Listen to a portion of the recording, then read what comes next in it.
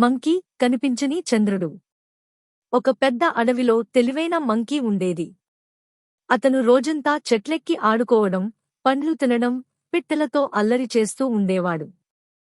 కాని రాత్రి అయ్యాక అతనికి ఒక ప్రత్యేక అలవాటు ఉండేది.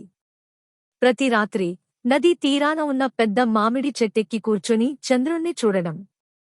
చంద్రుడా, నువ్వే నా నిజమైన మిత్రుడు. నన్ను ఎప్పుడూ ఒంటరిగా వదిలిపెట్టవు అని మంకీ ప్రతిరోజూ చంద్రుణ్ణి పలకరించేవాడు. ఒక రాత్రి ఎప్పటిలాగే మంకీ నదీ దగ్గరికి వచ్చాడు.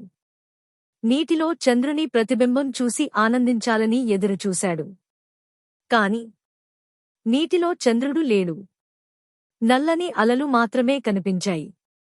మంకీ ఆకాశం వైపు చూశాడు. కాని అక్కడ నల్లటి మబ్బులు చంద్రుణ్ణి పూర్తిగా కప్పేశాయి. అయ్యో, నా చంద్రుడు కనిపించడం లేదు. తప్పకుండా నదిలో పడిపోయి ఉండాలి. నేను కాపాడాలి. మంకీ వెంటనే అడవిలోకి పరిగెత్తి అందరినీ లేపాడు. పాపగం దగ్గరికి వెళ్లి అన్నాడు, లేచిరా. చంద్రుడు మునిగిపోతున్నాడు. కుందేలును లేపాడు, త్వరగా రా. చంద్రుణ్ణి రక్షిద్దాం. జింక, ఎలుక, తాబేలు కూడా అతని వెంట వచ్చారు.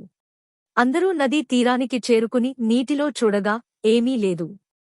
తాబేలు నెమ్మదిగా అన్నాడు, చంద్రుడు కనబడడంలేదు. మంకీ అరిచాడు, అది లోతులో మునిగిపోయింది. మనం కాపాడాలి. మొదటి ప్రయత్నం. అందరూ ఒక గొలుసు చేశారు. మంకీ చెట్టు కొమ్మ పట్టుకున్నాడు. జింక అతని తోక పట్టుకుంది. కుందేలు జింక కాలు పట్టుకున్నాడు. ఎలుక కుందేలుని పట్టుకుంది. పాపగం ఎలుకని రెక్కలతో పట్టుకున్నాడు. తాబేలు కూడా తన శక్తి మేర జతకట్టింది. అందరూ ఊగుతూ నీటివైపు చేరుకున్నారు. అప్పుడే మబ్బులు కాసేపు పక్కకు జరిగి చంద్రుడు ఆకాశంలో మెరిశాడు. చూడండి, చంద్రుడు పైకి వచ్చేశాడు, పాపగం కూసింది. అందరూ ఆశ్చర్యపోయారు. కాని మళ్లీ మబ్బులు కప్పేశాయి. మనతో దాగుడుమూతలాడుతున్నట్టు ఉంది, మంకీ అన్నాడు.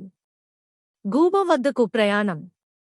తరువాత అందరూ ఒలియో అనే పెద్ద గూబ దగ్గరికి వెళ్లారు. గూబ అన్నది, చంద్రుడు పడిపోవడం అసాధ్యం.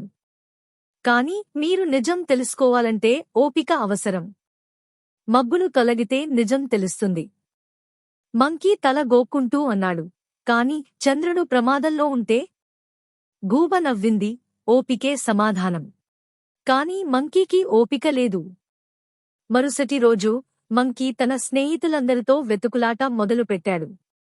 చెరువులోని తామరాకు కింద చూశాడు. పెద్ద బన్యాన్ చెట్టు ఎక్కాడు. మినుగురులను అడిగాడు, మీరు నా చంద్రుణ్ణి చూశారా? మినుగురులు నవ్వుతూ, మేమే చిన్న చిన్న చంద్రులు. నీ పెద్ద చంద్రుడు ఎక్కడో దాక్కున్నాడు.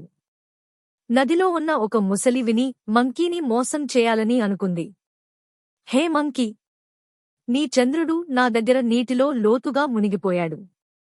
దగ్గరికి రా, చూపిస్తా. మంకీ ఉత్సాహంగా ముందుకు వెళ్ళాబోయాడు. కాని జింక అడ్డుకుని, అది మోసం. అది నిన్ను తినేస్తుంది. ముసలి నిరాశగా వెనక్కి వెళ్ళింది. అందరూ నవ్వేశారు. కొండల వెనుక వెతకడం. మంకీ మళ్లీ అన్నాడు, బహుశా చంద్రుడు కొండల వెనుక దాక్కున్నాడు. వెళ్ళి వెతుకుదాం. అందరూ పొడవాటి ప్రయాణం మొదలుపెట్టారు. మార్గమధ్యంలో కుందేలు ధైర్యం నేర్పించాడు. పాపగం కొత్త పండ్లు కనుగొని పంచాడు. జింక దారి చూపించింది. ఇలా వారి ప్రయాణం ఒక కొత్త సాహసంగా మారింది. ఒక రాత్రి అందరూ కొండపై బస చేస్తుండగా గాలి బలంగా వీచింది. మెరుపులు మెరిశాయి. వర్షం కురిసింది. 3 రోజులు ఆకాశంలో చంద్రుడు కనబడలేదు. మంకీ బాధతో అన్నాడు, నా చంద్రుడు ఎక్కడికి పోయాడు? కుందేలు నెమ్మదిగా అన్నాడు, ఓపిక పట్టు. తుఫాన్లు ఎప్పటికీ ఉండవు. చివరి అద్భుతం. 4వ రోజు రాత్రి మబ్బులు క్రమంగా తొలగిపోయాయి. ఆకాశం స్పష్టమైంది. అప్పుడు పూర్ణచంద్రుడు ఆకాశంలో వెలిగాడు. మంకీ ఆశ్చర్యంతో కేక వేశాడు, అయ్యో, నా చంద్రుడు ఎక్కడికి పోలేదు. కేవలం మబ్బుల వెనక దాక్కున్నాడు. గూబ రెక్కలు విప్పి వచ్చి చెప్పింది.